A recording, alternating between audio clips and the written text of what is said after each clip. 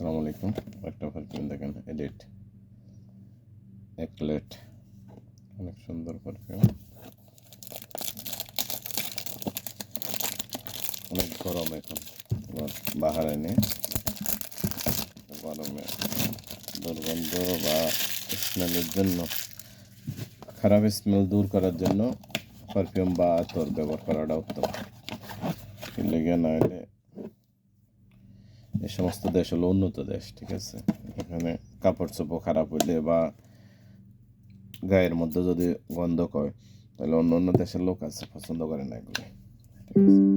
তো সবাই স্মার্ট থাকে মোটামুটি আর কি। তো এই হলো অবস্থা। তো দেখেন অনেক সুন্দর স্মেল, অসাধারণ